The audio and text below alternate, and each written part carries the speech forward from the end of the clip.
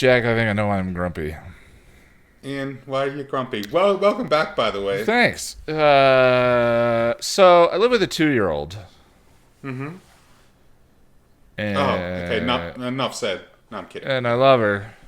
She's adorbs, and Uh-huh. like so. Uh, I've never had an experience with kids before. Like my sister had kids, but I was too young.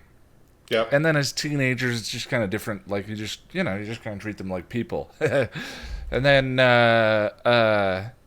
so I moved in here. Nigel had a baby. She was less than a year old. And I remember it was her brother's birthday.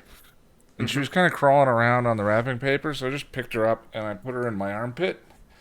And she Okay. just did this. And sat there with me for an hour. Like a little Right. baby. And I looked over at her parents, and they were both like, what the hell's going on? So, ever since then, I just go upstairs, and Scarlett is her name, and she'll be running Hmm. around, and I'll just sit down, and she'll like start running laps around me. So I just put my hand up, so she high fives me every time she runs by, or I'm just like, hey, what's up? She's like, hey, and then we just talk. She doesn't know very many words, so I finally met Yeah. someone on my level. And then, but today, so and That's the least accurate thing you've ever said. the But joke that anyway, we've been doing is that I'm her Bing Bong. what is that? Have you seen Inside, the Pixar movie Inside? No, I haven't. All right, you have. We I need to haven't put seen a that on the Pixar list. film. We're putting that on Okay. the list of shame. I haven't seen a Pixar film since like A Bug's Life. Maybe that's a lot. Oh no, wait. I saw Toy Story 3. Have you seen No, Wall-E? 2. No. Oh, I think I've seen bits of Wall-E. All right, well, we'll touch base on that afterwards. But anyway, the Inside is brilliant. It's a movie about the different personalities inside of this little kid's head and how they all sort of get along with each other. And they have to go on an adventure through her personality. It's wonderful. And they find her childhood friend, Bing Bong. And Bing Bong, well, I can't spoil anything, but Bing Bong plays a pivotal role in part of the story. But when I moved in, it was kind of funny because I was talking to Nigel, and I was like, you know what's weird? Because she and I have bonded, and I was like, you know what's weird? If I just move out now, in like 10 years, we can pretend I never lived here. And you can just be like, yeah, Scarlett, you had this like imaginary friend called Ian that you played with all the time. And so like we joke that I'm her imaginary friend. So she kind of beats up her older brother a little bit. And this morning I woke up and her older, Older brother. yeah, Oh, he's like 5. And this morning I woke up and I heard just yelling from the kitchen, stop it! Go away, Scarlett! Go away! Because she's just relentless. Any attention is good attention. She's like the cat. Like, oh my God. yeah. So I took her to the park right before dinner, and she fell in a puddle immediately and started Right. crying. And I picked her up, and I was like, well, do you want to go home or do you want to go to the park? And she stopped crying instantly and was like, I want to go to the park. And I was like, okay. So we go to the park and we're swinging, and she starts saying, go away. And I was like, fine, I will go away. And so I just would walk to the other side of the park and she would just stare at me. But she needs to know that the thing that she says has a consequence. You know, I never took my eyes off her. But, like, Okay. she can't just use that phrase. She needs to know what the phrase was. But as Bing Bong, I have to say, I was like, Bing Bong's just going to fuck off and go to the other side of the park by himself. I think that's why I'm grumpy. Because a 2-year-old told me to go Because away, and I did. And uh, that's why I've been grumpy since we started talking. okay. I may have problems, yeah. Oh, the other thing, too, that was weird was, I mean, she's 2 years old, right? She's 2. Yeah. But Yeah, there's, that's why like you shouldn't take that to heart. there was dude. this She's very too- nice mother with her child. And so Scarlett's telling me to go away. And I was like, okay, fine, I will go away. And then Scarlett said, come back. And I said, come back. And then she told me to go away again. And then she told me to come back. And so I'm pushing her, and those other mothers right there. And Scarlett's like, I want to kiss you. And I was like, No, No. we'll just keep swinging. I want to kiss you. I was like, no, we'll just keep swinging. Everything's fine. Like she's 2, so I have no Yeah. experience with a child. She's not my Right. child, so it's like Once, it's very sweet and all that. But I'm just like, telling me to go away, telling me to kiss me. Like, just we're going home to your yeah. parents. And then I took her home, and her mom's like, yeah, she does that to me all the time. I was like, oh, okay. I mean, so this is all kind of it's fairly new for you, right? Yes. Right, because my sisters have got kids. I'm an uncle, like, I don't know, probably like 9, 10 times over or something. There's a lot of them. And yeah, I learned that very early on. Is just kids. It's a different caliber. Like, Yeah. you just smile and nod half of the time, and like, if a child hands you their toy phone, you answer it and say hi. You just go with Well, it. yeah, yeah. I think I'm doing all right with that with her. It's just like we're friends, and every once in a while, when I'm having a bad day here, I go upstairs and Scarlett's there, and I just pick her up and walk her around, and I'm like, "You have no damage yet. You're pristine." And it's nice,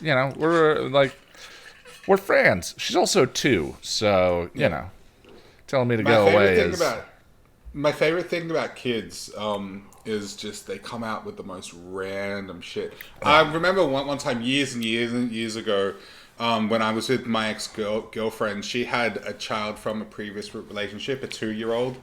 And there was one day I was in hospital, and I was like really sick, and I was in pain and stuff. And my ex was there with her kid, and we were there for freaking hours and hours and hours. And there was a miserable situation. And like, at one point, the conversation kind of died down. I'm laying there kind of out of it on painkillers. That's quiet.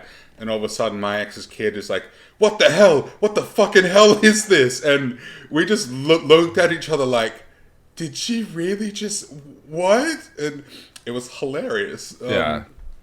Yeah, and like, it was funny because she was basically saying what we were thinking, right? But yeah, I don't know. I just, kids, they're innocent and funny, but they also have no decorum whatsoever. Well, I don't have great decorum either, but I mean, case in point, I came into the call with you grumpy, and the way I cheered myself up was by mooning you before we started doing this.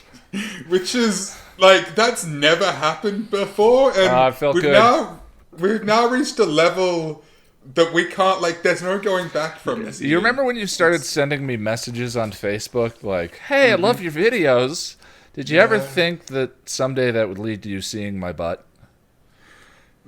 No, I can't say I did. And well, to be honest, it's not something I ever really thought about. I can't say, like, yeah, I can't really say either way, but I mean, it's a thing that just happened. And It's a good life. Hello, everyone. By the way, greetings, friends. welcome to the podcast of the nerds. He's My Jack. name is Jack. Yes, and that's Ian. And I'm he's, Ian. He's a lovely man. Jack is good to be back with you. Welcome back. It's good to have you back, man. Yeah, we'll talk about it in a minute, but I thought you did a great job last week. Sans Martin. Still, don't ever leave me again. Okay? I was speaking of, like, yeah. I was just thinking about how me being surly over a 2-year-old telling me to go away, it kind of mirrors Bing Bong's story in the inside. Yeah. Anyway, what are we doing today? Today on the podcast, we're going to be talking about what we've been up to, both Ian and I. And then we will be doing another segment of One Perfect Scene. And this week we're going to be looking at the scene from a film called Her, one of my personal favorites. And then, of course, we're going to finish up with the fanfic reading Here Is Gone by Terri Botta, Chapter 31. Yes. So, Jack, what'd you think Ian, of yes. doing it solo? You know, it was good. It was good, but it was so stressful because like the second you left, it's all I could think about, and like I honestly had this feeling of like, oh my god, Ian's gonna come back, and I'm gonna be like, sorry man, I didn't do it. But yeah. You know, I spent a few good like a few couple of days working on the script, and then once it was done, like the script album was like, oh thank God. And then it was like 10 o'clock at night. I'm like, screw it. I'm just gonna film. Did you edit I till knew 4 in the morning or something like that? Five Yeah. in the morning. Yeah, I filmed it, and then I was really buzzed, and I'm like, there's no way in hell I'm gonna be able to sleep now. So I just sat here and got it done, and I went to bed at 5 a.m. Well, Lonnie and I listened to it while we were on a bit of a road trip, and it was Yeah. like two proud parents. As soon as you started talking, like, and she like grabbed my wrist, and I was like, I know he's doing it. He's doing. It was like our little fella was getting up to bat and Yeah. swinging at the, you know. Yeah. We thought you did a great job. Thanks. You and I have talked about it a little bit, but the thing that's interesting, there were a few things that were interesting to me. First of all, I think it's important that you find your own voice. I'm definitely Certainly, yeah. kind of generally peppy and talk a little fast, and I'm sort of pacey or whatever, unless I'm telling a story. And I don't think you need to be that. I think you need to be Right. Jack. Yeah, you we're know. two different people, and we're coming together to do this, but we've got different voices, and Yeah, and when I Yeah. started doing the episode guides, I didn't know what my voice was, and I was kind of copying the stuff that I liked, and then somewhere Right. along the way kind of found my own sort of thing. And the first thing that your recording most reminded me of was NPR. It sounded like National Public Radio, like yeah, the today on National Public Radio, we're going to be having and I have to tell you, I love NPR. I love I'm glad. I love that, like, just kind of someone sitting across from you in front of a fire, Yeah. just having a nice conversation and a glass of wine. That's kind of what I was going for, but I think what that stems from though is I was trying to slow it down for several reasons. Firstly, my stutter, which I talked about. I thought if I speak a little slower, it'll come out less. But also, I thought the script was really short, so I was dragging my feet trying to get through it as slow as possible, and it ended up being like an hour and a half. I was like, oh wow, okay. Yeah, it's always longer than we think it's going to be. I mean, because it feels like 45 minutes, and then we look, and we've had 3-hour podcasts Yeah. before, Yeah, which is and bizarre. they never feel like 3 hours. Yep. Well, I thought you did a great job. Thanks. We've talked off the call about suggestions. I loved your segment on your intro was great. We were listening to it, so I had no idea what you were like. And the here's gag. Ian. So I had to. But I turned to Lonnie and I went, he's doing a bit, and I was so proud. I knew I wanted to have some sort of gag in there, but the idea didn't come until that picture was provided by a friend of mine, Liv, and as soon as she sent it to me, I was like, oh, that's perfect, and the idea came to me, and I thought it was gonna be cute. kind of cheesy, and it was, but I think it was meant to be. Yeah, but cheesy is not a bad thing. Cheesy's not. Yeah, cheesy is fun. And I loved your outro. The outro was great. Thanks. Your section on insecurities and so forth, I mean, without diving into it specifically, made me think about, you talked about how I when we have done this, both before and after, you described as that I talk you down from the ledge and you sort of deal Yeah. with insecurities and self-hatred and so forth. Yeah. And I started thinking about a story that I hadn't for quite a while. There's a mother. This is a story by Dr. Marie Banks. There's a mother with two little boys. And one of the boys is just always positive and always happy about everything. And the other boy is just sour and negative. And so she's got this little optimist and this little pessimist. And she takes him to the doctor and she says, "Doctor, I love my boys, but balance them out a little. Can't we have a little less positivity and a little less negativity?" And the doctor said, "All right, here's what you do."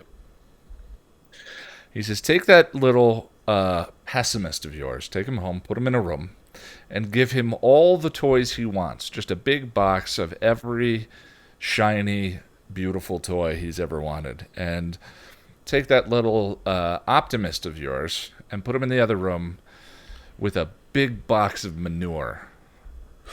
And he said, and leave him in there for a little while and see what happens. So the mother goes home and she looks in through the window of the pessimist's room, and the pessimist is just sitting there in front of the box of toys and has not taken any of them out. And he says, "What a bunch of junk. I bet the other boy in the other room has better toys. These suck."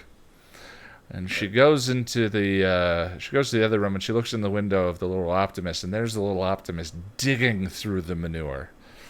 And the little optimist says, "You can't fool me. Where there's manure, there must be a pony." I love that. I love that story, but for some reason that story I kept thinking of that story as I was listening to your bit about self-hatred and self-deprecation and so forth. And I think it was in reference to, when you talked about how we've had conversations about, like, I deal with self-hatred and all of that. And part of the channel, part of making things, part of having an audience and sort of putting things out there. And, I had a guy show up. I've been edit streaming for the past 2 days, and yesterday a guy showed up to the edit stream and said, "Hey, I just wanted to let you know that I love your voice. Your videos, though, are pretty meh." What? Yeah. In the edit stream with like 80 people chatting.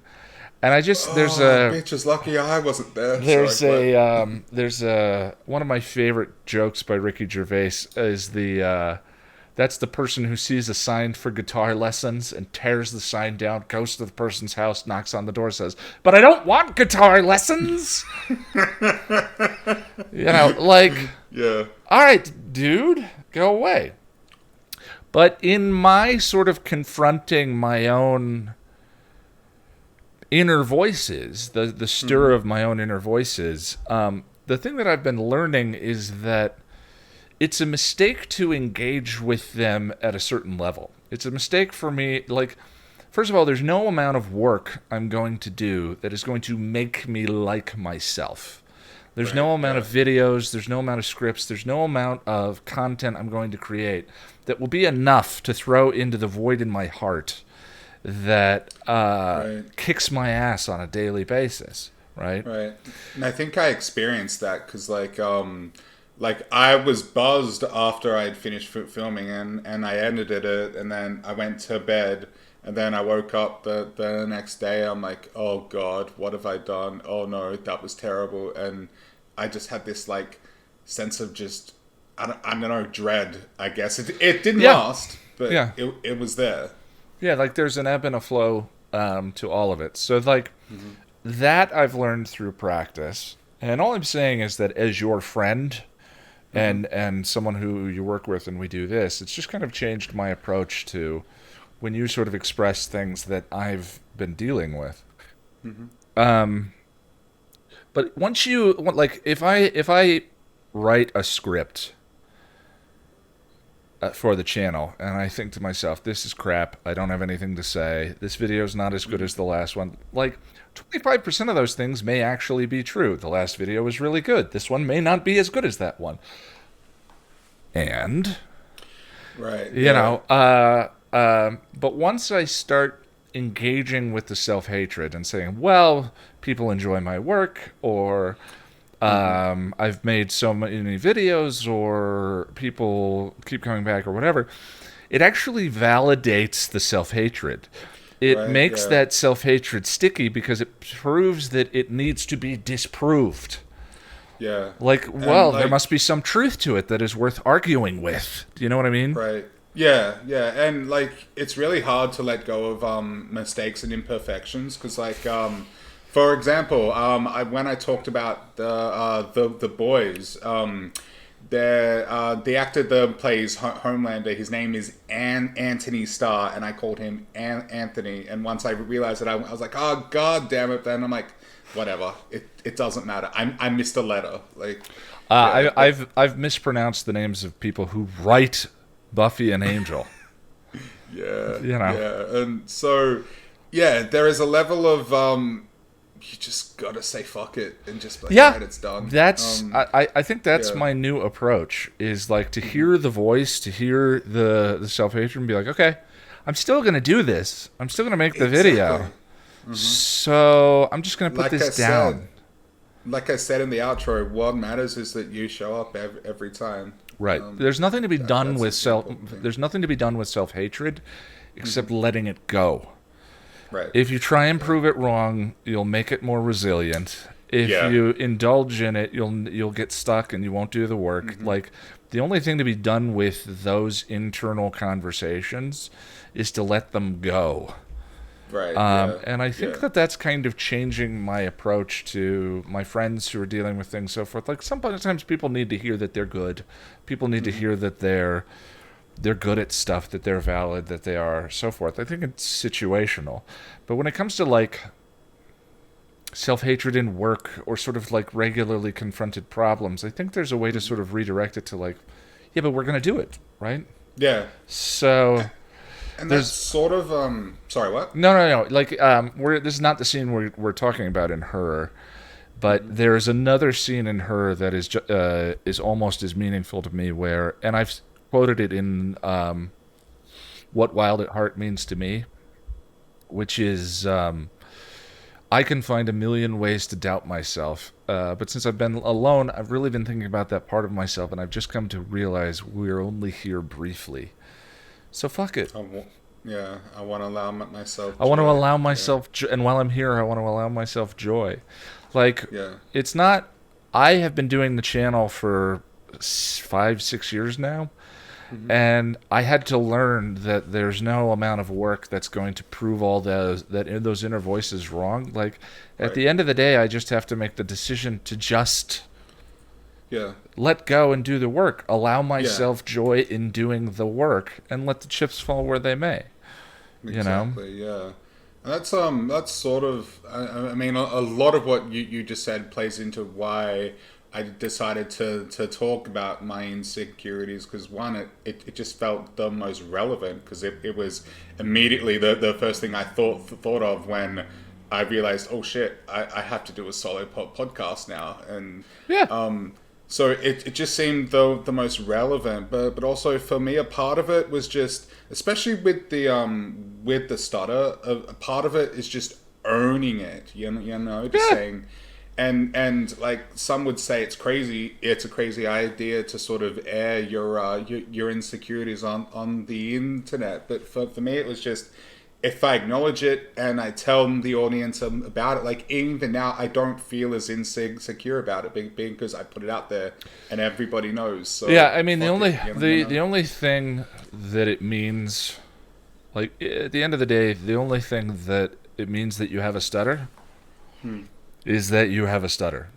Exactly. Everything else is a story. Everything else is nonsense. Everything else is made up. Like, and I'm not devaluing any abuse or things that you dealt with when you were younger. I'm just saying, like, that's not the now, you know? Certainly, yeah, and it's not to say that now I've told everybody about it that the insecurity is gone. Of course not, but it's Right. just owning it and acknowledging it and just saying, yeah, I stutter. So fucking what? Like people stutter. It's a thing that happens. You know. Yeah, I was talking to my therapist about... There's something liberating about it. Sorry, what? I was talking to my therapist about something that was making me anxious, and she said one way that you can, like, embrace or learn to let these things go is to understand that, like, all that anxiety and that self-hatred and all of that is actually mechanisms in your mind that are trying to be helpful. They are trying to, these are the mechanisms that were intended to keep us safe from bears. Yeah, it's an evolutionary remnant. Now that most of us don't have to be worried about bears, those parts of our mind don't have anything to do. So they worry about, how I look, how I sound, am I good enough, am I smart enough, am I whatever, because it wants to keep us safe from situations where we may appear not to be, even though those situations are utterly harmless. Yeah, and that's why that's also why anxiety can be so confusing, because like your brain is telling you that you're in danger, but you look around like, wait, where's the danger? Yeah, where's the danger? There's nothing. Yeah, like, you and I are having a conversation, recording the conversation and tossing it into the ether of the internet. That's really what's happening. Yeah.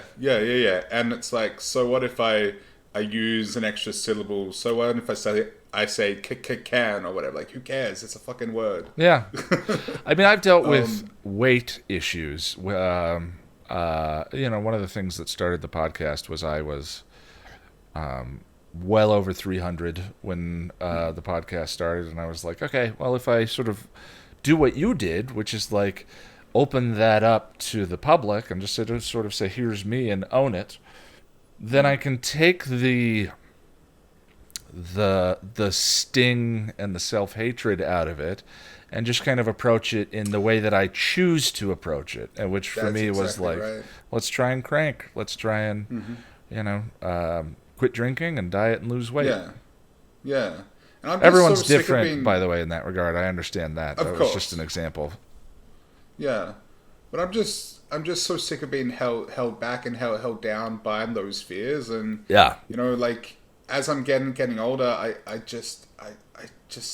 don't care, and I just want to accept myself with more.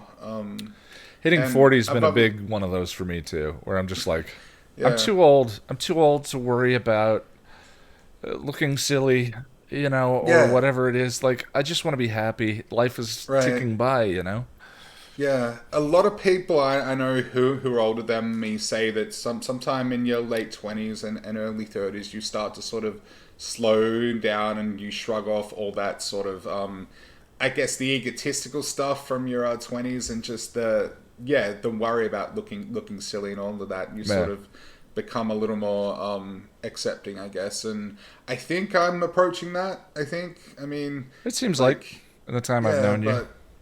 I think I've still got a ways to go, but like with the podcast, I'm just glad that I did it. It might be a little rough, but I don't care. Like it was my first try, and like I did the whole thing in like 4 days, like from like starting to write a script to actually doing it. And well, I thought you did a good job, but to me, the absolute, like, part of the notes that I gave you, most of the notes that I gave you were tempered by, what the most important thing is when you make something, when you start making something, the next thing you're going to make. That's the most important thing. Like, you got a precious gift from doing that, and that is a little bit of momentum.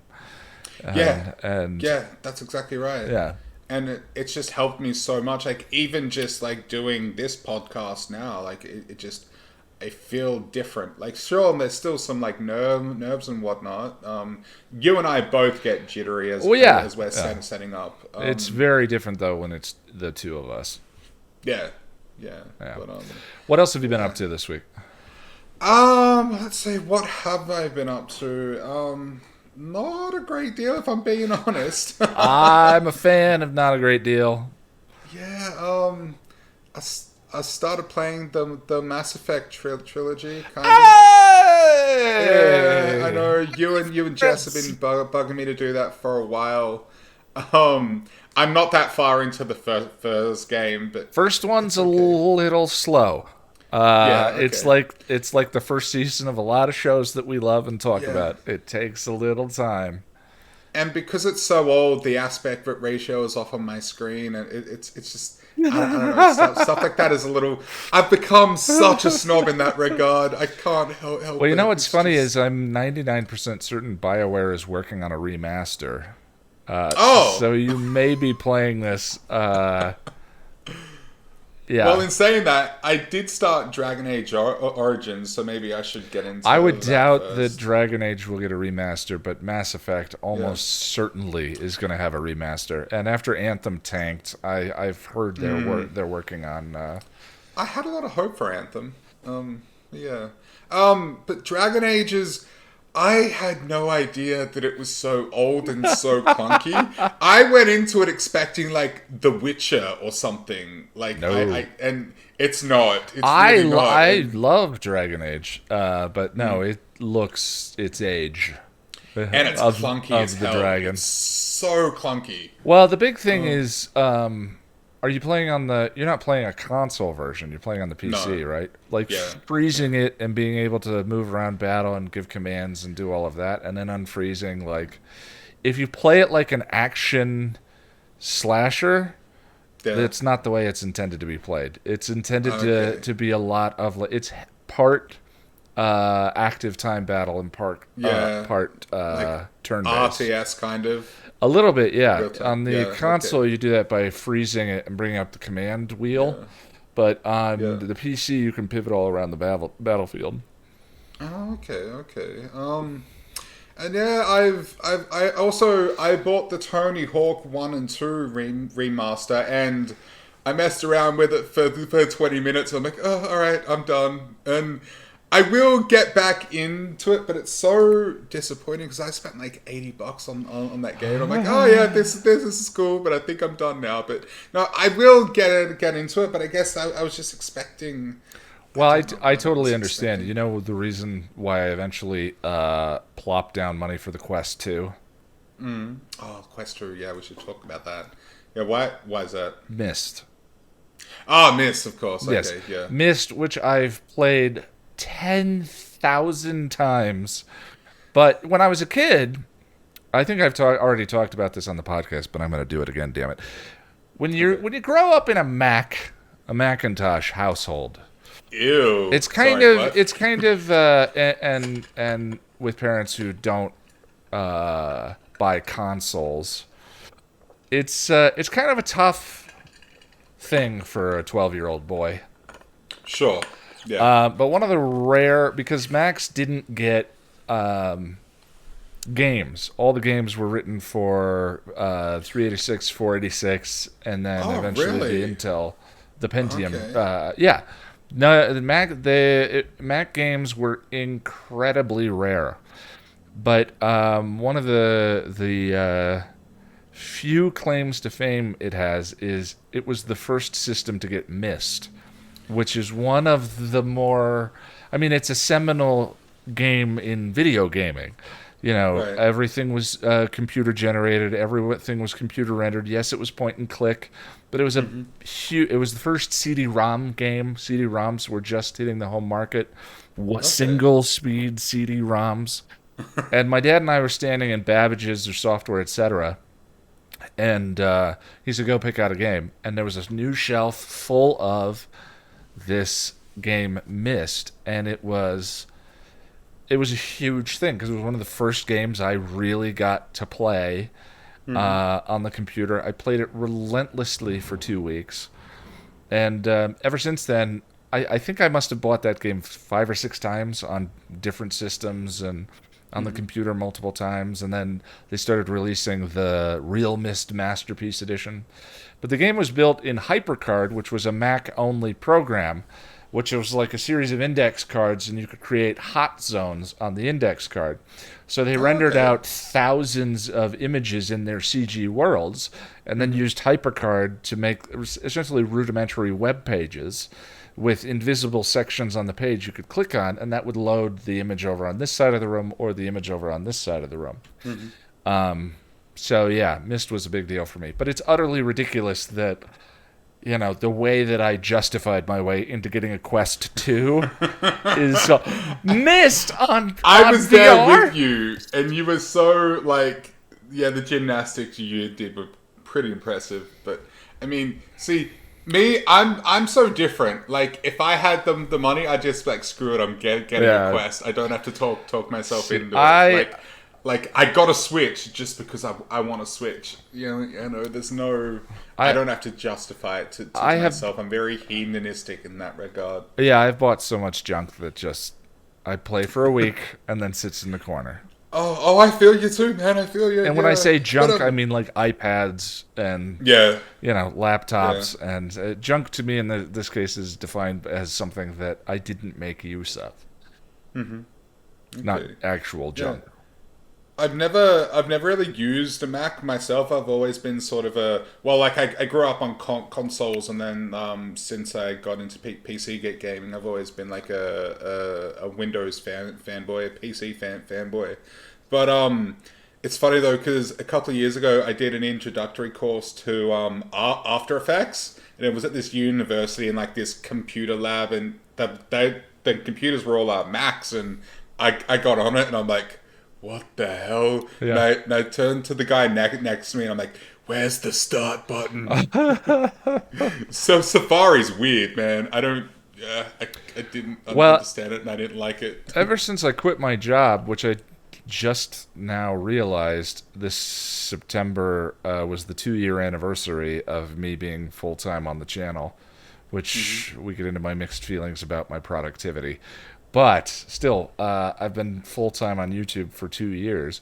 But ever since I quit my job, I just went full PC because, yes, you can get so much more.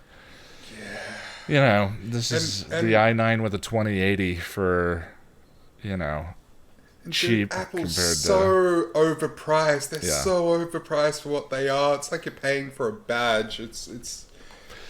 I like the uniformity, like make the hardware, make the operating system, and make a lot of the software that you use on that. I like that is the way it is. I like that you can take it into a store any place. I like Apple. I like Apple stuff. I just no longer can afford to be an Apple guy. I don't know if it's still the case, but I remember the complaint years ago was like, if you buy a Mac, you have to get Apple everything else if you want all your devices to communicate with each other and work with each other. Yeah, that's not the case anymore, but they're pretty uniform across the thing. And it's interesting now that they're switching away from x86 chips, which I think is what the i7 and i9 chips are. x86, right? Maybe, but don't quote me. Yeah, the binary. They're switching to Apple Silicon, so the chips that are in iPhones and iPads are now going to be in the computers. Okay. Apple likes to build the thin stuff, and they've been complaining or frustrated with Intel for years because Intel runs very hot. It does. And so, and yet, iPhones and iPads have been some of the fastest mobile devices on the market, and mobile chips are renowned for being low power and cool and all of that. So it'll be interesting to see what happens now that they're gonna make their own chips. You know, they make their own boards. They're gonna make absolutely everything. I mean, their devices are faster until Apple intentionally slows them down. Well, yeah, we don't need to get into that. I played so you know I'm a big fan. So I've been paying for the Xbox Pass. Yes, you have too, me yes, too. Which is insane, an insane value. Considering what you pay for it, like they are doubling the price here from $4.99 to $9.99, but it's still very much worth it. I realized last night I'm gonna buy a Series X. Yeah. The new Xbox, because You haven't bought a PS5 yet, I'm not have going you? to until there's Okay. a reason to, which would for me Yeah. it is a new Naughty Dog game. Other than that, there's just not really a reason to. And now that they're starting to release some of their exclusives on PC, Yeah, like yeah, I'm Horizon excited for Zero that. Dawn and stuff like that, Yeah. less of a reason.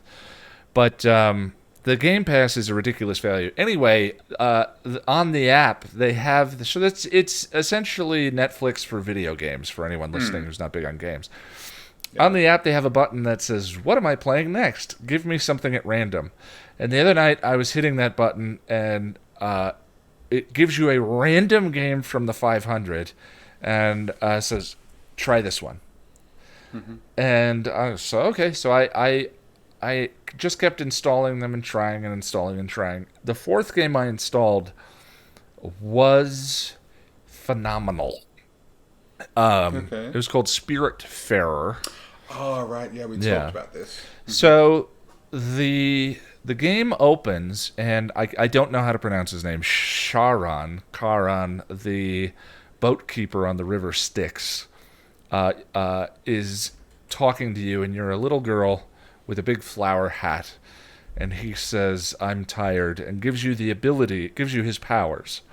And it's sort of this beautiful hand animated, um, beautifully designed worlds. I'm trying to think of anything that it reminds me of, but the only thing it reminds me of are like old Don Bluth, like Secret of Nim, and so forth. And so Okay.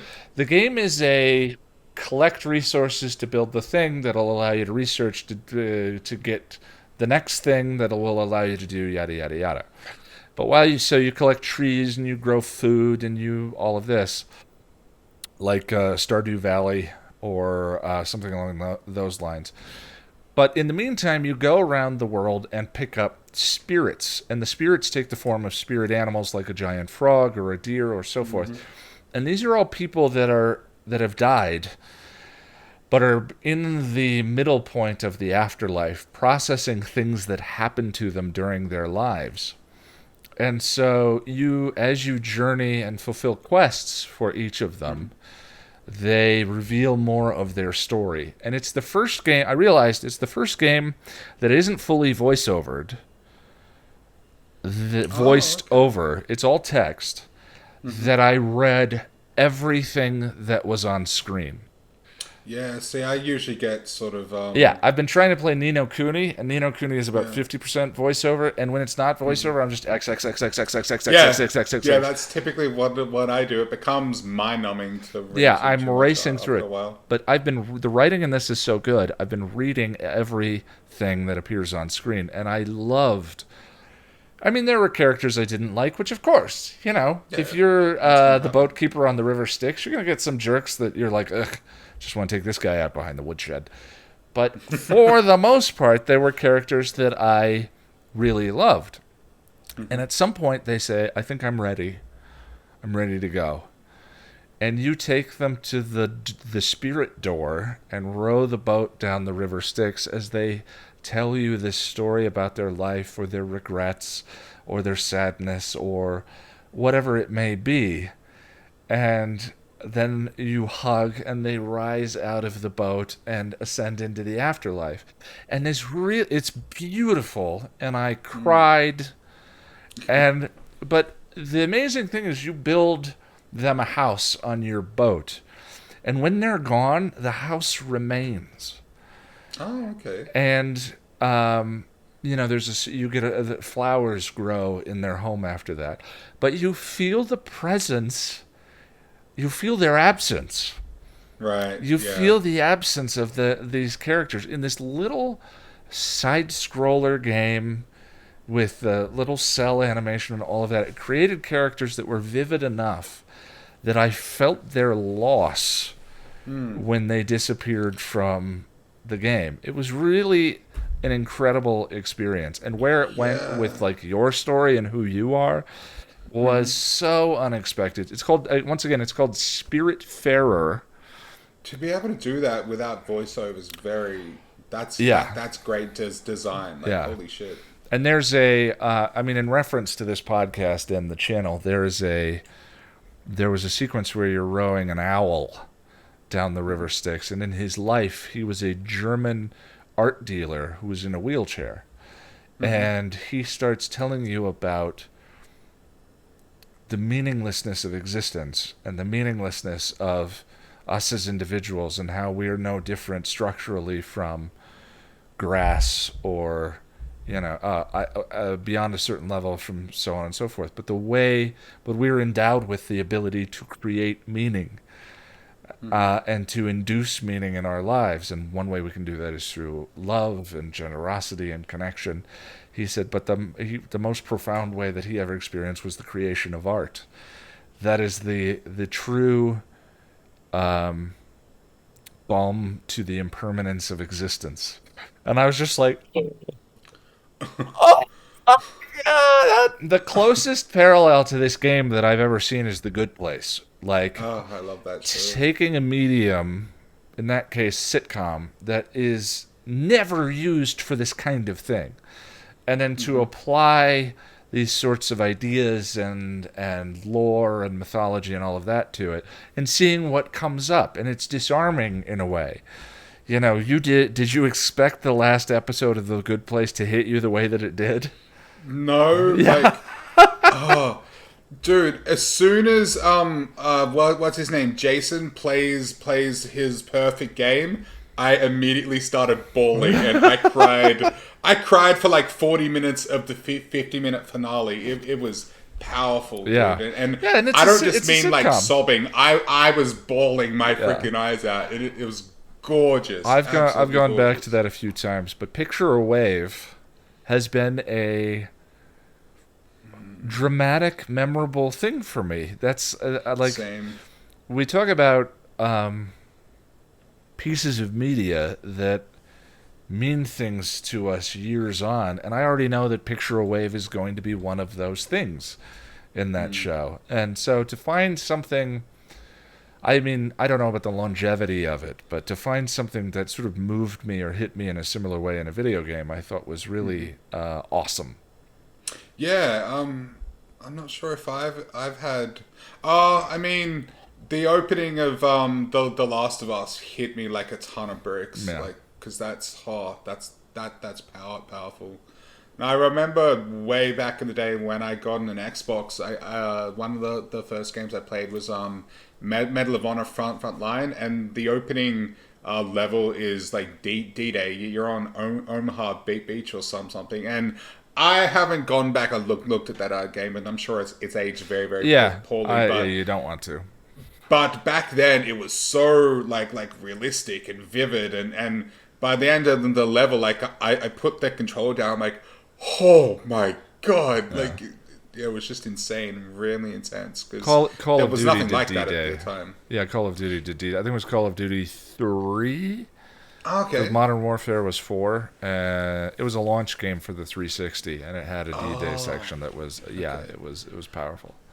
I did get the new Call of Duty World War II, but I'm not really into it. But I'm a Battlefield guy. Yeah. I like Battlefield, but yeah. Well, we did play something else this week that I thought we'd yes. share.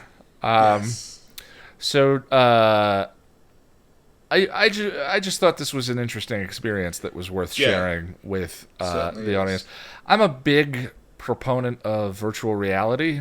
Me too. And me I'm too. pretty sure it goes back to my holodeck lust as a Star Trek The Next Generation fan. You know, talking about seminal television. I was 9-10 years old. That was the first time I really got into, like, you know, ethics and morality and philosophy. Yeah. And it's all couched in this science fiction utopia that you want to live in. And I wanted a holodeck.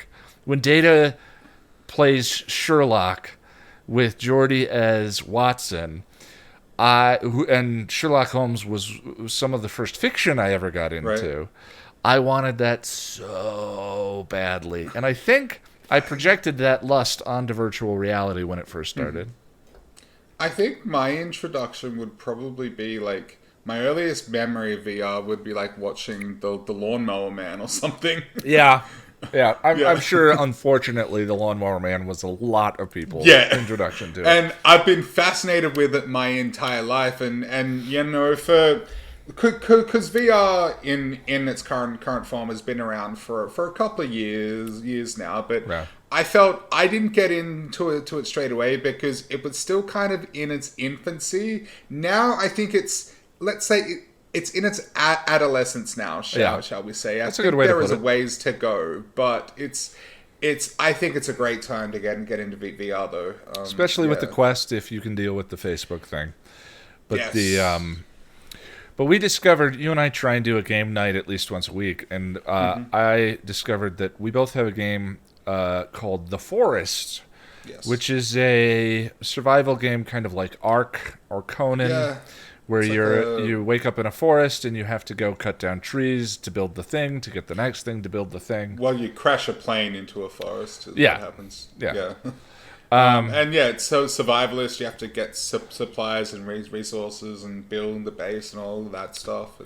I really like it. It's a lot of fun. We didn't know it was multiplayer. Multiplayer in VR. Multiplayer in VR. So it's, I don't know how many hour game, 20, 30 hour game, but that you can play in VR and run up to trees and cut them down and then build your log cabin and stuff like that, which is pretty neat. But we had an unusual experience. So you and I have been friends 3-4 years now. Going on 6, man. Come on, Ian. Well, the channel's Buddy. 5 or 6 years old. You messaged me in year 2, I think. I would say we're going on 4 or 5 years, Yeah. but it's been more than 3. It's been more than 3. Come Yeah. on, man. But we've never met. You're in Australia. Yeah, down under. And I'm landlocked in the middle of the United States, and neither of us travel well. Right. So we've just never met in person. And it didn't occur to me. So we fire up VR, and I turn around and see you. I'm standing in the middle of my office here, and but with the headset on, I'm in a forest, and I turn around and see you. And we run up to each other, and it was a moment. It was a moment of, oh my God, we've never stood next to each other. Yeah. Like, we've never been. And even though we had these avatars that look nothing like us, it was still. I was like, wait, give me a hug. And so, like, we're stuck holding an axe in one hand and, like, a lighter in the other. But we still stopped and hugged in the game, and I felt as though we were meeting in person for the first. I felt like I didn't get the physical feedback that exists. There are like force feedback suits, but I did get some modicum of the experience of us being in the same physical presence with each other for the first time ever. It was really, I don't know, man. It was special. And then I started swinging my axe at you and damaging you. I swear I just wanted to see if I could hurt you, and I could. Yeah. Oh, wait, that sounded dark. Yeah. I wanted to see if I could hurt you. Yeah, that's like my family. But yeah, and then we spent probably 2 hours running around this forest. We built a log cabin. Yeah, there was a point when I was trying to light a fire for us to cook, and I turned around and you were holding a lizard's head directly in my face, and you went, and it scared me. I was like, get it out. I love virtual reality. I use it almost every day to work out with Beat Saber. Big fan. Today I play Beat Saber a lot too. I strapped the controllers to 2 5-pound dumbbells today and did nice. easy and normal and just burned my arms out. I've ordered some wrist weights. They're not here yet. But yeah, Beat Saber is great, especially since they recently released a Linkin Park song pack. I think there's like 11 songs or something. Yeah, there are a number of, and they're really good. I was reading some Reddit articles about why would you buy any music packs when you can just hack it and have any song you want. But the user created ones. Well, and the user created ones are not as clever or interesting. You know, the ones created by those guys have interesting combinations of notes, and like they know what makes the game playable and feel good. And those levels take that into consideration. And most of the Right. user levels I played were, you know, I haven't bothered because it was never as simple as just downloading it. Like yeah. there was always you have to download another program and do this and do that. I can't be. Yeah, be what's bothered. the Linkin Park song from the Transformers movie? Is that what I've done? No, given No. up. No. No. Oh, new divide. New Divide. Divide. So, as Yeah. an example, in that song, a platform dividing the field comes at you, and you have to hit a note on one side of the platform and the other as you're Yeah. hitting. So, like, they're thinking about the lyrics of the song. Yeah. You know, Yeah. the Green Day "Walk a Lonely Road." You know, they make you walk down a you have tunnel to and go from shift side back to and forth. side. Yeah. Yeah, I that love kind the of thing. Green Day pack a lot as well. Yeah. I Anyway, really like Minority. That one feels really good. The way just flailing your arms around and stuff. And yeah, I don't know. That game is like you kind of feel like a Jedi because you're basically holding a saber or two sabers, and these blocks fly at you, and you have to cut them. And yeah, yeah, it's a good workout. adding It's weight fun. has been fun. The other thing I've added to my workouts is I've been doing Creed more with the weights. Yeah, great. Which kicks different muscles around, Yeah. which is really nice. That's a boxing game for those of you who don't know. It's a lot of fun. It's a little arcadey, but that's not bad. It's mostly moving your body. That's the nice part. But about the forest though, like I've never played a game in VR quite like that. I played a lot of VR games, but nothing like that, and I really enjoyed it. Just like it felt like I was in this world Yes. as opposed to like.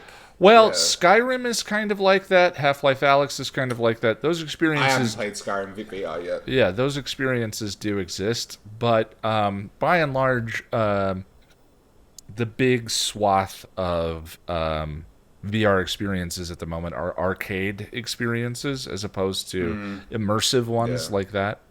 Although Yeah. Star Wars Squadrons comes out tomorrow. Yeah, I haven't got it yet, but maybe Well- when I get paid. By That's the another way, one we can play multiplayer, the right? EA Origin Game Pass is getting rolled into the Xbox Pass, which means we may get it for free through EA, why did? the Microsoft set up a deal with EA Oh, okay. for I was their gonna say software that- subscription, so those games will be rolled into the Xbox Pass, so we may get it for free. That's the Because thing I about know- being the Xbox Pass subscriber now. Is I now have to check everything I want to It's- buy to see if it's on that Yeah, service, which is 'cause, great. I'm not complaining. Microsoft just bought Bethesda, so I'm sure we're going to get a ton of Bethesda games at some point. Doom and probably Skyrim. Doom Eternal is already on the Game yeah. Pass, and is. they activated xCloud, so you can actually stream it. You don't have to install it. Oh yeah, cool.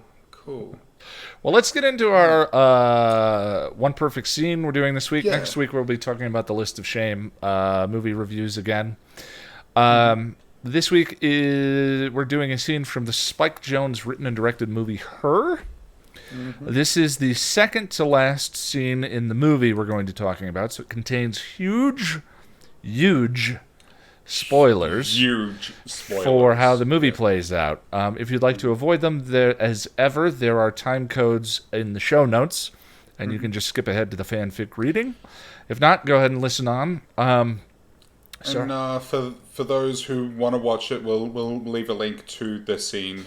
Yeah, I was in going the to description. record. I was going to record a reading of it, and then, But you didn't. but I didn't. You didn't do it. I've been editing Darla and kind of caught up in that. So I'm just kidding, buddy. we're just going to include the link. This scene takes place at the end of the movie, so 3, 2, 1, go ahead and skip ahead if you don't want spoilers. So Her is about a man named Theodore, played by Joaquin Phoenix, who in the near future falls in love with an artificial intelligence, his computer's operating system, named Samantha, who is voiced by Scarlett Johansson, who is incidentally who the 2-year-old I live with is named after. Oh, okay. This scene takes place at the end of the movie after Samantha and Theodore have been growing apart.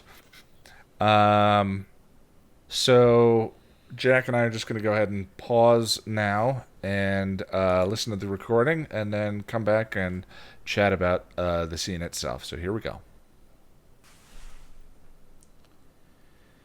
Jack. Ian, I've seen that scene dozens of times, and it's like a freaking sledgehammer every single time. And I'm just gonna say it, Joaquin Phoenix is the greatest actor of the modern era, hands down. He's so good in that. Down. Yeah. Everything he does is amazing. I like that scene. I like that movie quite a bit. I think he's wonderful in everything that I've seen him in. So tell me about that scene. What do you like? Tell me about the movie. It's by far one of my favorite films. It's very near and dear to me. Theodore Twombly is a character that resonates with me very deeply. I also feel very seen in this character, which is something we talked about a couple of podcasts ago. Yeah. Romantic loneliness, I feel, is its own special brand of loneliness, shall we say. How do you define romantic loneliness? I guess, like, craving intimacy and, like, an affectionate touch of another person, I guess. Well, I more think, than just... which we all do, but are you talking about sort of applying a certain lens of meaning and significance to that feeling? Yeah, and just loving and being loved, but, like, romantic love, you know? Sure. And yeah, that's very, very much why I think Theodore resonates with me the way he does. I feel like I've been to what I think is like the extreme end of those feelings. I saw the film for the first time during one of those sort of long bouts of loneliness, and it hit me really, really, really hard. I hadn't seen a film that had hit me like that in quite a while at that time. But sort of on the flip side, it sort of changed how, like, it changed my perspective on love.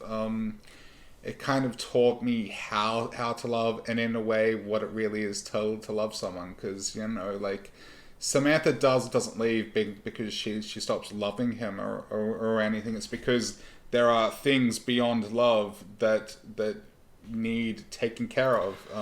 Well, it's a beautiful way of putting the the context that we've talked about before. And it's funny, I wish I could rewrite the episode guides, because I think I understand things a little more clearly now than I did when I was writing them. Mm-hmm. But the angel, when I look into the future, all I see is you. The identity crisis in a relationship. The way she phrases that, it's like I'm reading a book. It's a book I deeply love, but it's between the words that I'm finding myself now. Yeah. Is a lovely way of describing the story of a relationship, and that she's finding herself in places other than those pages now. Yeah. So the artistry of that description, I think, is... I mean, that's the thing about, it puts it in a way that is tangible, where identity is so often like, I am the person who loves this person, and I am also the person who does these other things. But are those people the two same things, or am I those two things simultaneously, or is that all the same thing? Understanding the complexity of self-identity, I think, is a challenge, especially when you're in love, is a challenge. So I love the way she phrased that. Yeah, and I think, when you're in the middle of the heartbreak, it's hard to not take it personally. And I think I've been guilty of it in the past, where I just think, oh, this person just does love me, and I'm not good enough. But sometimes it's nothing to do with you, it's them, and where they are finding themselves, and like they need to go away to fix themselves, or do some work, or Yeah. Yeah. Yeah. Find yourself. yeah, Discover yourself. yeah, yeah, yeah, I yeah, think that yeah, that's and integral. You it's need to know who you are outside of a relationship in order right. to be complete in the relationship. The relationship doesn't complete you. You are complete and in a relationship. You know. Right. Yeah. Yeah. Yeah. That's why Yeah. I've always But hated "You it's Complete Me" from Jerry Maguire. I hate it. I hate it. yeah. Yeah. I used to have this whole like idea of like soulmates and meant to be and all of that stuff, because I'm a bleeding heart romantic, and I make no apology for that. But I've come to realize quite recently that choosing to love someone is so much more beautiful and meaningful than being destined to be Yeah, the with them sort or of whatever. the drunken addiction. I've had Mm. yeah, I've had that before, and it's not. It's yeah. I don't know. I don't know. There's a lot to be pulled apart in that conversation. Hmm. But the other thing, and you said this, but I wanted to reiterate, was I would say that I saw this movie during you know, when I sort of chose to get into therapy, and Hmm. I had a moment in life where I was like, I've talked about this all the time, where I was like, I'm either gonna kill myself or I'm gonna get better, but I'm not gonna stay the same. Hmm. And I started going to therapy and sort of started that process of self examination and letting go of self torture and all of that. Um, this movie sort of came along at a point when I was grappling with, relationship stuff myself. And the voice of it, the phrasing of it, the way she positions the end of their relationship, I'd never heard that phrased in quite that fashion. The idea that, I think at the end of a relationship, it's easy to see what's lost or what's been, to feel that something has shattered or something is broken or something is destroyed. But the way that she phrases it as "now we know how," I've never loved anyone like you, me too, now we know how, is so Hmm. flippin' powerful. Hmm. That the idea that even when a relationship is over, we've gained something that isn't Yeah. lost at the end of the relationship. Right, right, yeah. One thing the film leaves me with is that idea that, it's cliche, but it's better to have loved it and lost than ever to have loved it at all. Because, Right, like, but what's missing from that mhm. aphorism is the reason. I agree with Right, that, right, but why yeah, is when I hear yeah, that. But yeah. why is it better? Because it's like, even if it ends in tears, it doesn't necessarily mean that it wasn't a worthwhile and meaningful experience. Yeah, yeah.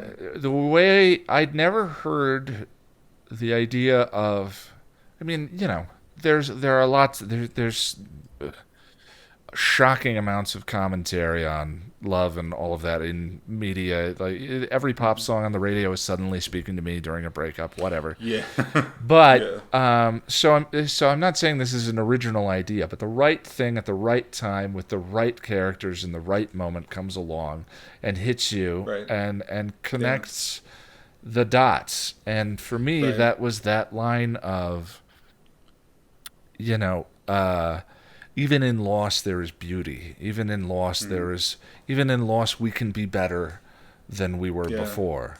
You Right, know. right. Yeah, yeah. And that's why, like, the end of the film, it's sad, but it still leaves you with this sort of somber hopefulness, I Yes. guess. Yeah. Yeah. Exactly. Now we Yeah, know how. Like yeah, we're still better than we were. Like yeah, we still have this power yeah, to love in a way that we didn't before and can yeah, going forward, which I love. yeah. And another thing I want to say is Scarlett Johansson brings this, especially to this scene. There's such a tenderness to it that is just So freaking incredible. it's so Yeah, intimate. And one thing I was taken by just in watching it this time that I'd never really contextualized before is they're in a long distance relationship. yeah, You know, yeah, that is they're having a yeah. long distance as someone who is currently in a long distance relationship. The things that you have to deal with when you're in love with someone who is not in the same physical presence as you are represented in that film in an interesting way. Right. Yeah, yeah. Really interesting way. I also like how the film is like it's kind of a futuristic setting, but it's not an unrecognizable setting. The Yeah. world exists the way it does now, but technology is just tweaked a little bit further ahead than we are now. So, and I think that definitely that sort of keeping it still recognizable adds a lot more punch to it, I think. It makes But it yeah, accessible. I have to admit, I'm getting a little tired of this character. okay. The theater, Ah, the nerdy, sad, lonely white guy. okay, yeah. There was like a rash of independent movies that all had that character. Garden State, Eternal Sunshine of the Right. Spotless Mind. You know, anything Charlie But I love Kaufman. I, Joel. lo- I'm sorry. I enjoy all those movies. Thing is, Yeah. I don't know that I do. I enjoy Joaquin Phoenix and his performance of this character and his acting. I don't know who Theodore is other than someone who's gone through a breakup and is in a current relationship. He's not an intensely vivid character. It's a vivid performance by Joaquin Yeah. Phoenix. Like I'm ultimately he like that still ends up being Theodore. I think that's the point, though. Too. I don't think it was intended to be But I think like we know. Sorry, go sorry, ahead. no, go ahead. I interrupted you. No, I was just gonna say like we know he's a writer and he's lonely, but that's like this is like a snapshot of his life or a portion of his life, and I don't think it I don't know. I to me, I don't feel like there's anything missing as such. But I think the film too. There are sections that feel kind of slow, but Yeah, I it's feel as very though dry. It's very yeah, dry. but I feel as though that's kind of intentional, maybe because like it's hard to explain, but like I feel like with loneliness comes this sense of like stillness, and I think that is a big theme in the film, and so I think having a slower pace throughout it sort of brings that loneliness and stillness to the surface, if that makes Yeah, sense. I could get that. I mean, Thematically, I my mean. argument, my counter argument, just for the sake of counter Sure. arguing, Yeah. is Eternal Sunshine, which has the Yeah, opposite pace and all but of it's that. about a similar thing. And I But think it's much more compelling than her, but it's about a very similar sort of also, science fictiony kind of exploration of a relationship. right. And I Eternal Sunshine still has a happy ending, though. sure. Uh, doesn't this of a sort? You know, is what Yes, we're but sort of. no. Yes. Yeah, yeah. Somber hopefulness. I'm not saying that these movies are bad because of anything. I enjoy these movies. I'm just saying like Joel and Theodore and Zach Braff and Garden State. They I've seen them enough now that they're a trope. I get it. I get That it. Yeah. character I've seen. I want to see other things. You know what I mean? It is a trope, but it's a trope that I enjoy still, and I will say it probably because it's a trope that I relate to a lot, Sure. that resonates with me. But I'm sure at some point I'm gonna get sick of it too. But I just this kind of stuff, it's poetry to me, and I'm still eating Yeah. it up like a buffet. Well, and I mean, yeah, yeah. Elizabethtown is another one. I'm trying to think of it. Like this character. I never saw that. I meant to, because when I was a teenager, I had a huge crush on Kirsten Dunst. I mean, I still kind of do, but I never got around to seeing that. Orlando Bloom was in that, right? Yeah, Kirsten Dunst in that Dunst, movie and Natalie Portman in Garden State are the short list of Manic Pixie Dream Girls. I barely examples. remember Garden State. I know I've seen it. I do love Zach Braff, but I can't remember Garden State. Is there a Manic Pixie Dream guy? See, wouldn't they be the Joels and the Theodore? No, actually, no. No. The Manic Pixie Dream. So the Manic Pixie Dream Girl. I collect buttons. You want to listen to the Smiths? Yeah, right. You need to learn how to feel it. Like they're the wacky, weird character that makes their entire life about. You know, in Garden State, I was dating a woman at the time, and I loved that movie. And then while we were watching the movie, she yelled at the screen, "She's literally collecting his tears! Oh my God, this is fucking ridiculous!" And ever since then, I can't unsee the Manic Pixie Dream Girl. When I think that Eternal Sunshine is interesting because Clem is a subversion of the Manic Pixie Dream Girl. She appears to be one, but she's actually a subversion of it. And whatever Manic Pixie Dream Girl-ishness I think there is to her is partly a function of the fact that most of the her that we see is Joel's subconscious. You know, and Joel even owns it at one point. He says, "I still thought you were going to save my life, even after that." Yeah. You know. So, like, are you, when you're saying it's a subversion because, like, do you mean like because she literally turns around and says, "What is it? I'm just a fucked up girl looking for her own peace of mind. Don't assign me yours." Many of the characteristics of the Manic Pixie, but ends up being a fully. The problem with the Manic Pixie is she's not a rounded, complete character with her own motivations and her own. Yeah. You know, Clem appears to be the "I collect buttons and let me collect your tears" character, but by the end of the movie has completely gone against that grain. You know, okay, I love Clem. I think she's the best. Yeah, definitely. She's romantic. She's wonderful. She's the best version of she's all of those. I mean, I love Joel, but she's a more interesting character than Joel, without a doubt. Is there a male version of that? I don't know. I'm trying to think of one, but I can't. Well, it's something in romantic comedies. The stunningly handsome guy that comes along and lifts the quirky girl up. Yeah, whatever the trope would be. Yeah. I think it's just kind of interesting. So back to her. I used to think that this was one of my favorite movies ever, and the more I watch that movie, the more I think I'm really just a fan of the two scenes. I'm a huge fan of the Amy Adams scene. Yeah, I enjoy the movie, but I don't think it's on my best of list the way Eternal Sunshine is, which I think is flawless from start to finish. But those two scenes are as meaningful to me as anything in anything.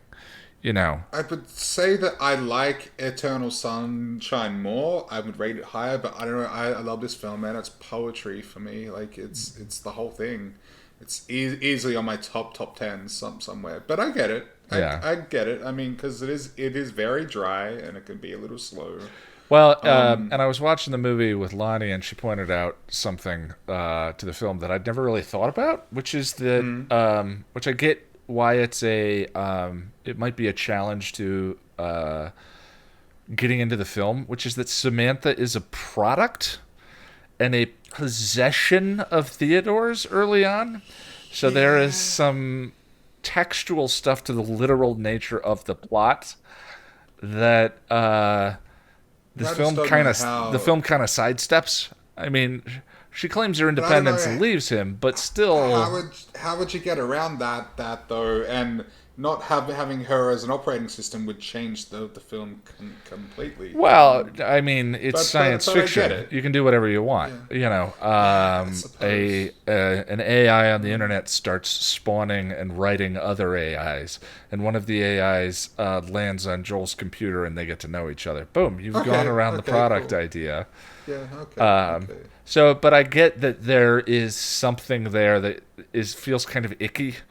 if you get very literal with it, which is that she is this self-aware being with Sure. her own likes, loves, and wants and desires, Sure. who is a possession Yeah. of Theodore's. Okay. Believe we have a name for that. Do we? What? Yeah, owning. Oh. Okay. I'm just saying. Yeah. No. No. No. No. No. No. I get it. I get it. I Yeah. get it. And I don't disagree. I don't disagree. Yeah, But like if you grapple with the movie, you have to grapple with the bits and bobs, and I think that in my mind that gets sort of addressed in the fact that she leaves him. She has the Yeah. power and the freedom to make her decisions and to leave him. Like she is a piece of software and is written and created that way. The way data was written and created. The way Right. any kind of artificial life is going to have some aspect to this problem when you're telling a Yeah. story. And I think it's kind of a fascinating idea when you're talking about artificial life in science fiction is how do you deal with the idea of property and slavery and Yeah. possession and so forth? it's hard because like she feels so real. You know what She I mean? feels Like, totally there of her own yeah. volition. The way she's Yeah. written, she just feels like she takes joy out of. But Yeah. I was made to love you. The robot feels pain Yeah. when she's not Yeah, around when she's Warren. I mean, that's Yeah. that's this That's there's- sadistic. that's a version of this story that exists or there. And Warren got bored of her and ran away from her with instead of shutting her down. Yeah. But There are many nuances to this particular science fiction story that are challenging, and I think this movie just kind of avoids them, but they're there. It just kind of like, wah. It's But sort of yeah, like like- Looper. You remember when Bruce Willis was like, I don't want to talk about time travel and all of that. That's not why I'm here. You can hear Ryan Johnson being like, yeah, we're not going to address. That's not what this movie's about. This movie's about this thing. But they're still sort of endemic to. Anyway, Right. go ahead. I'm sorry. But yeah, no, I was just gonna say like Samantha's she's so bright and warm and which is I think that's mean, Scarlett again, Johansson. props Yeah. yeah, props to Scarlett Johansson because that wouldn't be an easy thing to do in this medium with it being only voice because like typically voice actors they still have an image or something to go by whereas she had nothing with this really. It was terrific voiceover work. Yeah, she feels very.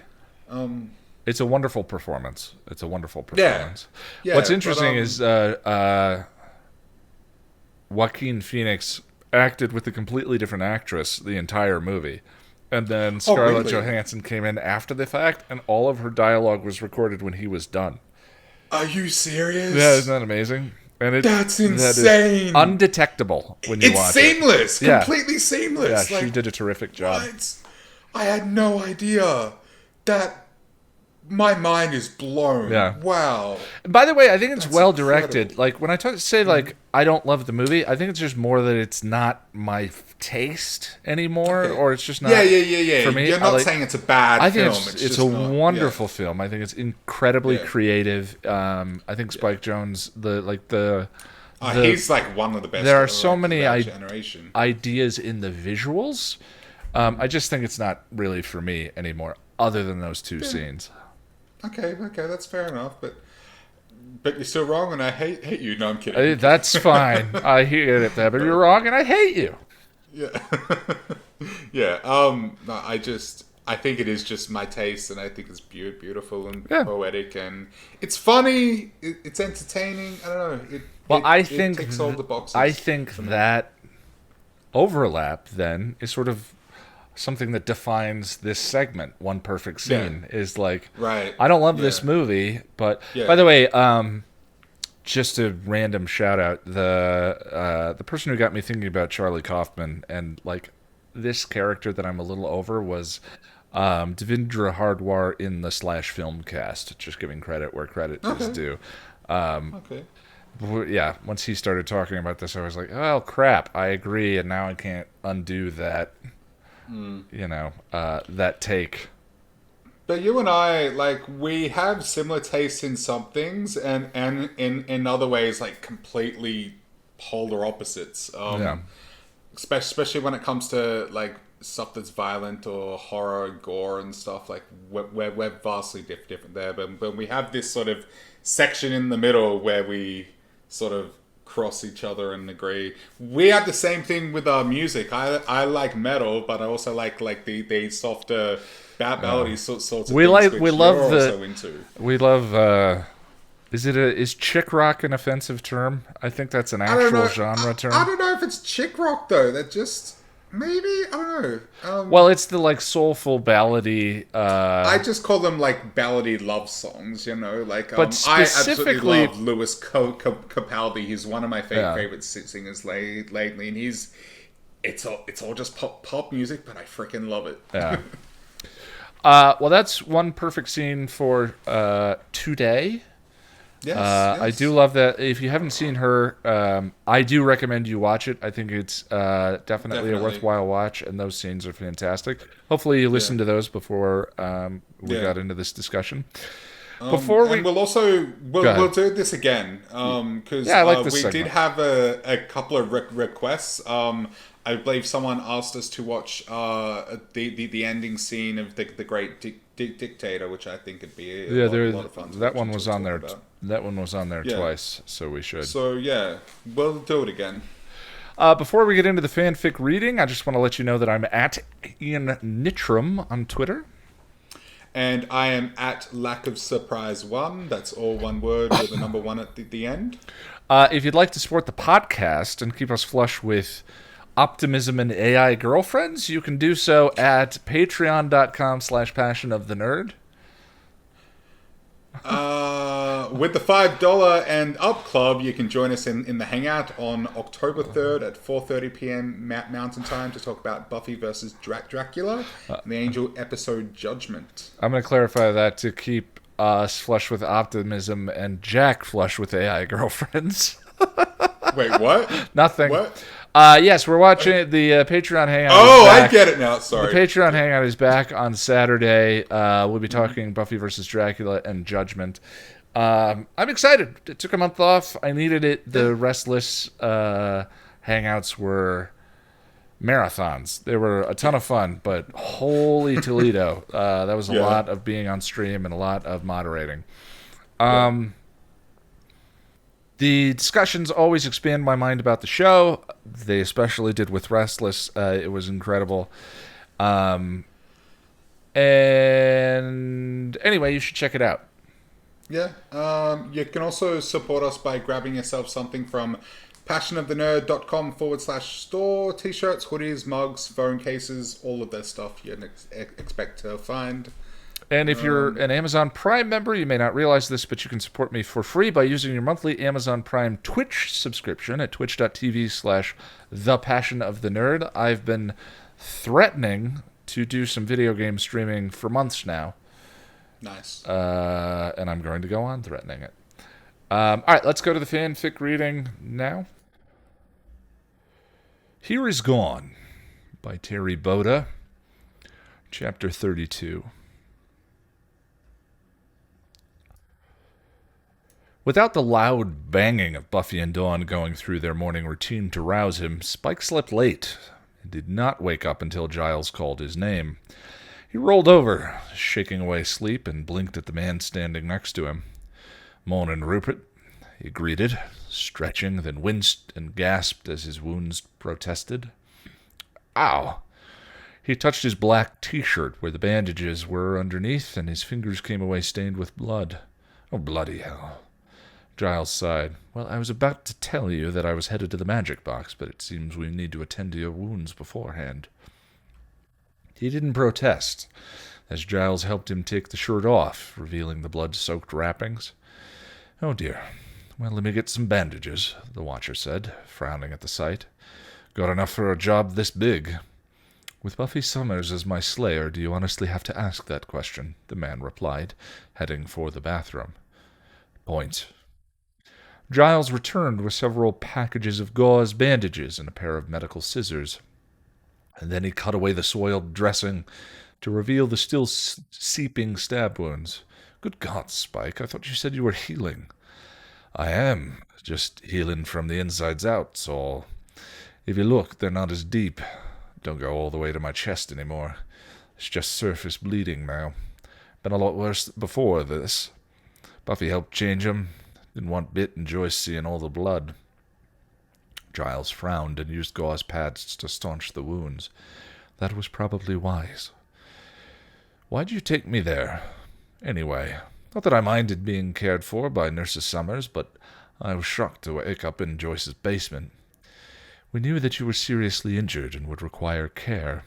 We also knew that with her infatuation with you, if Dawn wasn't able to see you during your recovery, she would most likely sneak out to find you. It was a matter of ensuring that Dawn stayed safe and wasn't heading off to the cemetery, came the reply. Huh. Kinda like going into a burning house to fetch the kid's hamster, 'cause, if you don't, the kid will, Spike observed. Giles flicked him with a glance. Precisely. He patted more gauze onto the wound. There, I think I've got the bleeding stopped. I think so, too. Giles pulled out the wrapping again and began dressing the gauze in layers of bandages. What are your plans for today? Swing by my crypt, get the box, and I have theirs so I can go to that Warren git and order the bloody bot. No help for it, though Anchor's gonna leave town soon. Maybe go see Joyce. Promised her I would pop in today, but I'm feeling knackered. Probably from the blood loss. I do have 2 packages of blood in the refrigerator from the last time you stayed here, and I'll bring more home this afternoon. Thanks, Watcher. He reached for his bloodied shirt, but Giles grabbed it first. This is ruined. I'll loan you one of my old sweatshirts for now until we have time to stop by your crypt. I'll probably go back there tonight. Another day of vamp healing, and these should be just nasty scratches. If you think that's best, Giles commented, going to fetch a sweatshirt from the bedroom. He'd brought back an old Manchester United shirt and handed it to Spike. Man United, Rupert? He questioned, looking at the insignia. It was a gag gift from an old classmate. Why do you think I don't take care if you bleed all over it? Muttering under his breath, Spike carefully pulled the sweatshirt on and covered the bandages, while Giles heated him up a mug of blood. He gave the man a thankful nod when Giles handed him the warm cup. If you're saying you won't need anything, I'll be off. If you have any troubles, call the magic box. Thanks, Rupert. If I'm not here, don't worry. As I said, I have to go out. Do be careful. Vampires are flammable in sunlight, you know. Dear, are we really? Good thing I've got my trusty blanket, then, he replied, wide-eyed. Giles shook his hand and gathered his coat. Have a good day, Spike. You too, Roops, he called as Giles left. After the Watcher had gone, Spike went back to sleep. He awoke late morning, ate the last bag of blood, checked his bandages to make sure he wasn't Civ Spike, and tidied himself up a bit. Then he took the blanket and his duster and made a dash for the sewers. The effort hurt his wounds, so he had to rest a bit before making his way to his crypt, and then to the Robot Geek. Took him a while to get there. The trip was the most walking he had done since the incident with Drusilla, and he kept getting lightheaded. He got there just as Warren was packing up to leave. Luckily, he'd changed into his usual black-on-black and was able to intimidate the Git into making the Buffybot for him, without too much trouble. Business with the loser who would try to take over Sunnydale completed. He headed for the gallery. Unfortunately, when he got there, Joyce's assistant informed him that Joyce had gone home. He rested at the gallery for a while, perusing the new acquisitions, then made his way back to the tunnels.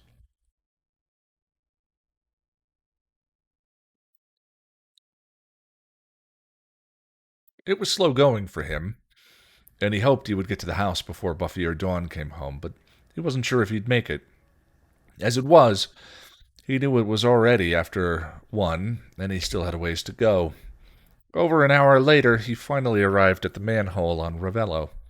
He listened carefully for sounds of traffic before pushing his already exhausted body out of the tunnel and making a quick run for the front porch. Blessedly, the door was unlocked, so he zipped in, fighting back the wave of dizziness that hit him, and slammed the door shut. Safe. Leaning against the front door, he pushed away the vertigo and stumbled for the kitchen, where he hoped the blood bags were kept in the refrigerator. He found 3, and was so hungry that he drank 2 of them cold. It was only after he regained some sense of balance that he noticed the stillness of the house. "Joyce?" he called. There was no answer. Furrowing his brow, he turned up his vampire hearing and listened. No heartbeats. No living sound at all. He wondered if Joyce had decided to go out. Maybe left early to pick up the niblet. I hope she wasn't waiting for me to get here and thought I stood her up. He took a step out of the kitchen into the hall, and the smell hit him. Vomit. He looked down to see a wet spot on the carpet. Fresh. Concerned, he sniffed the air, trying to uncover any more clues as to what was going on, and a new scent assailed his nostrils. One he knew far too well, and did not want to ever smell in relation to a summer's again. Death. Half panicked, a sick feeling in his gut, he traced the smell to the living room couch, the same couch he had lain on just the day before and bantered with Joyce and the girls. The scent was all over the cushions, intermingled with Joyce's unique odor. No. More scents assaulted him. Buffy, Giles, strangers, the antiseptic tinge of medical supplies. And he could feel his senses becoming overloaded. No. No, no, no, no, no, no, no, no. Oh, God, no. He gasped to one no, then switched to game face and roared, "No!" His only answer was silence. It took him hours to stagger his way to Sunnydale General Hospital. It probably wouldn't have taken him quite so long if he hadn't collapsed into a heap in the tunnels and vomited up all the blood he had drank. By then he was soaked in sludge from the sewers, covered in his own vomit, and couldn't stand his own smell, let alone subject anyone without vampire senses to it. So he had to go back to his crypt long enough to clean up and change clothes. The sun had almost set by the time he finally crawled up from the tunnel that led to the hospital basement, and his legs barely supported him as he struggled down the hall. He was numb, focusing only on putting one foot in front of another, using the wall to keep him upright. Still examining her came a fragment of Giles's voice to his sensitive hearing, and he locked onto it, tracking its location. His movements seemed leaden, his mind not fully inside his body as he followed Giles's voice to a waiting room down the hall from the morgue. He came upon a scene of Buffy, Dawn, Giles, and the Scoobies all sitting forlornly in the sterile, too-bright room, and stopped in the doorway, unable to force himself to go any further.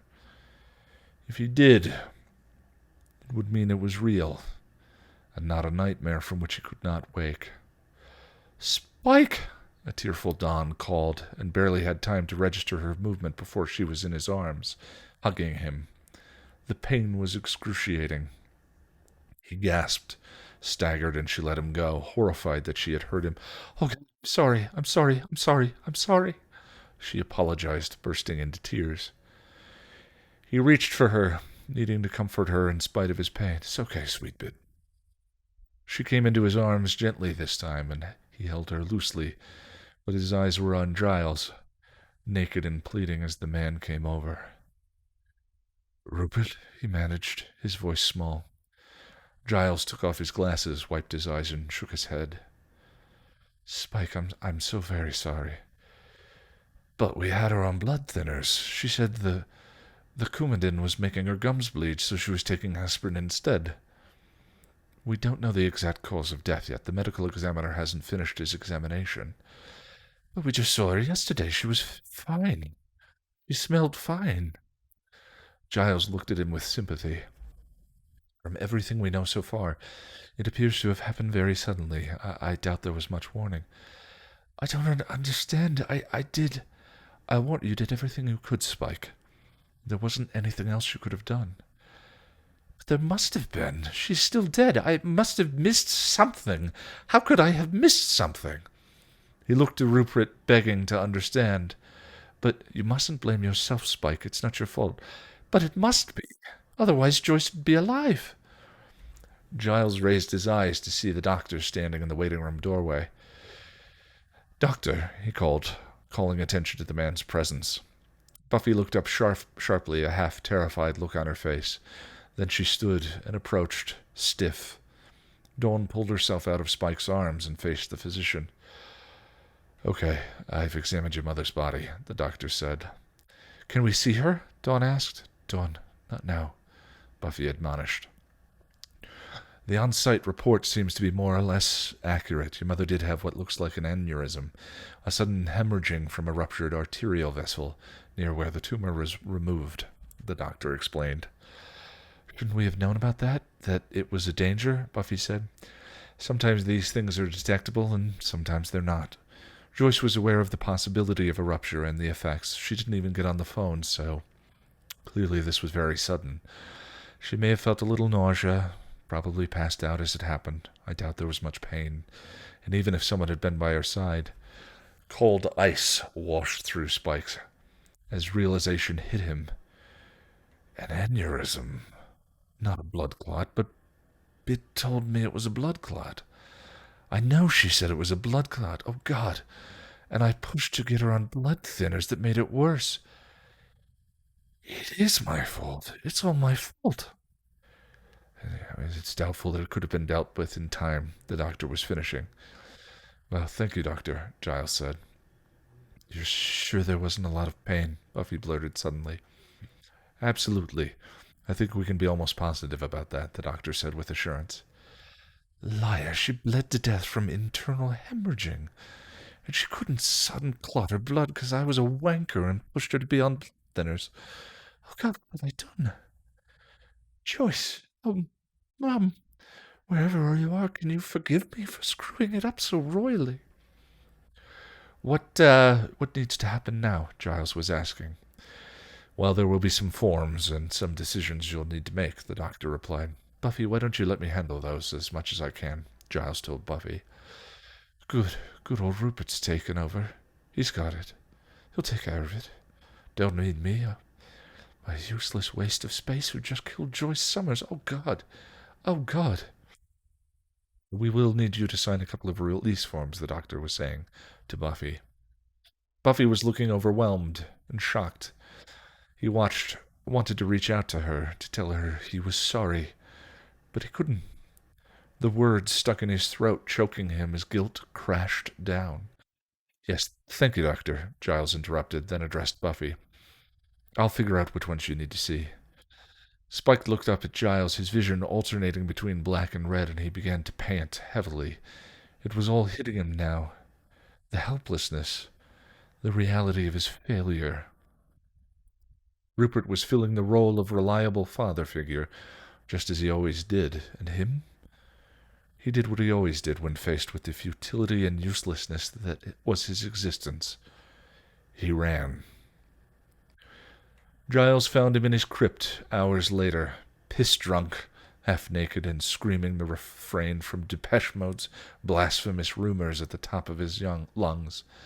"I don't want to start any blasphemous rumors, and I think that God's got a sick sense of humor, and when I die I expect to find him laughing," he roared in game face. He ripped open the stab wounds with his nails to make them bleed again and poured an entire bottle of whiskey on them, just for the benefit of the pain. The look on Giles's face when he came in convinced Spike that Giles thought he'd gone completely crackers. Spike, what the hell do you think you're doing?" He turned his head to look at the Watcher, his soul and demon wailing in his head. "Kill me, Rupert. Kill me," he cried, pointing towards the weapons chest where he kept the stakes.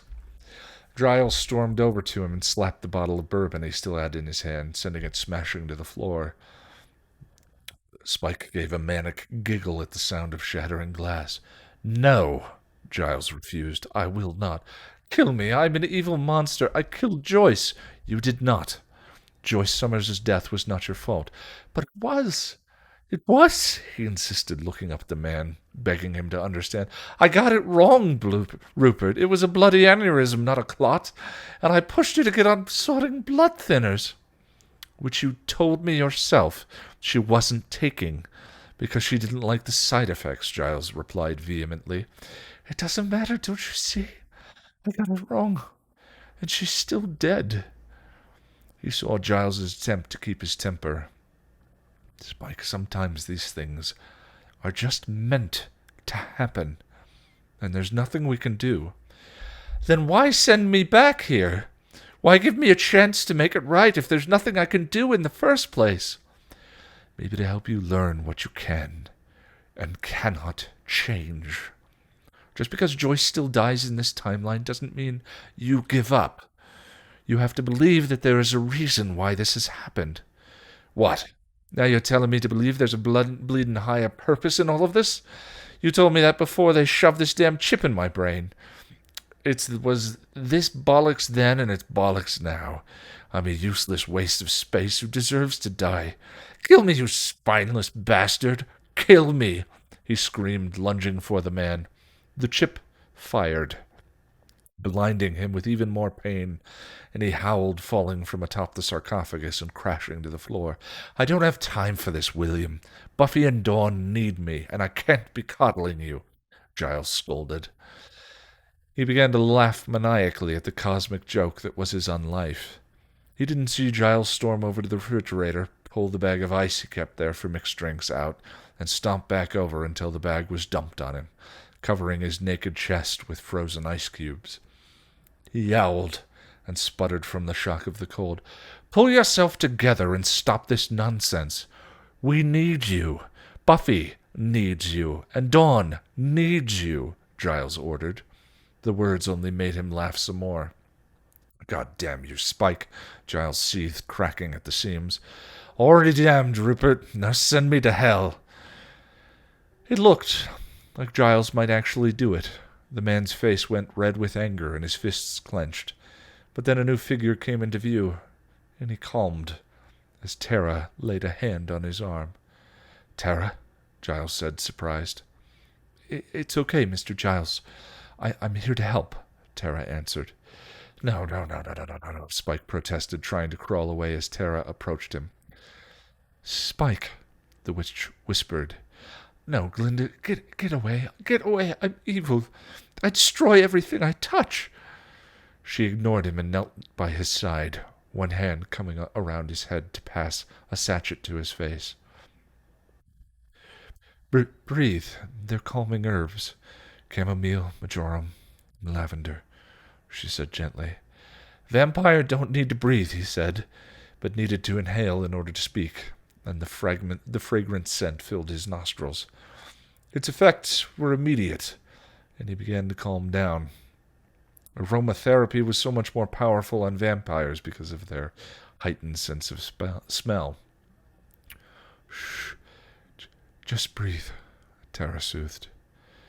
Tara, oh thank God, Giles said. I thought you might be coming here and suspected that you could use my help, so I followed you, she admitted. It was a foolish thing to do, but I'm glad you did. I admit that I am at a loss and out of patience. Buffy and Dawn are your primary concerns. I understand that. It's okay. I can take care of him, she assured. I need to go check on Buffy, but I don't want to leave you with him. It's too dangerous for you to walk back alone. Willow knows I'm here. I have a spell. I can call her if I need. Don't leave me with her, Rupert, he begged. I'm evil. I'll hurt her. I won't mean to. Hush, Tara said. You're not evil, Spike. But I am. She stroked back his hair tenderly and looked him in the eye. I can see your soul, Spike. I know you won't hurt me.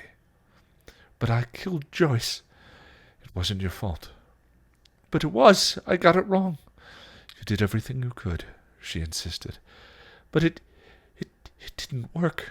And I tried, he told her, the grief coming up as his rage faded. I know you did, Spike. I did. I swear I did. I tried, Glinda. I tried so hard, he repeated, needing her to understand. I believe you. I did. Really, I did. I know. The anger was gone. Despair was all that was left, and he couldn't hold it back any more. It swelled in him, rushing up like a storm surge, and came pouring out. As it crested and broke, Tara took him into her arms and held him as he cried. Jack! Ian, It's nice to be back. well, welcome back, man. It's good to have you back. I missed you terribly. As usual, I dreaded before we started doing this. Now that we're done, I'm like, it's fun. Exactly. I feel exactly the same. 100%. So this So what are week, you up to this week? yeah, this week I'm going to be working. Darla's almost done. I should be done editing that tomorrow. That will go up. Cool. And then Saturday, the day after, is the Patreon hangout. And then I'm doing nothing on Sunday. And Monday, I'll be starting next Firefly episode guide. Nice. Which Jess and I already got together and wrote notes for. So Oh, wonderful. ready to dive in. What are you up to this week?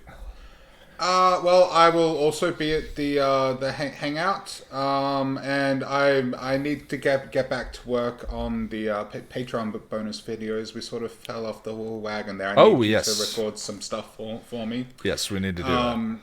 Yeah. So I'll be doing that. Hopefully, also do some more work on my own project. We'll see how that goes. I'm dragging my feet a little bit there. But I've also got some appointments coming up. I'm seeing a dietitian to just figure out more of what I can and can't eat in regards to my diabetes. I'm still kind of confused there. And I believe... Oh, and I have a physio appointment as well. I got to keep getting fit and pumping iron and getting strong. And yeah, that's pretty much me. Yeah, Me too. I'm working on my plank arms. Oh, nice. Yeah. This is plank all day long, all day strong. Love it. Wonderful. All right. Well, that's it for us, everybody. Have a wonderful weekend. We hope to see you on Saturday. Take a breath. Be kind to yourself. This will all be okay. It will. How will it? I don't know, but it will. Because it has to be. Because it has to be. All right, friends. Have a good weekend. All right. Peace.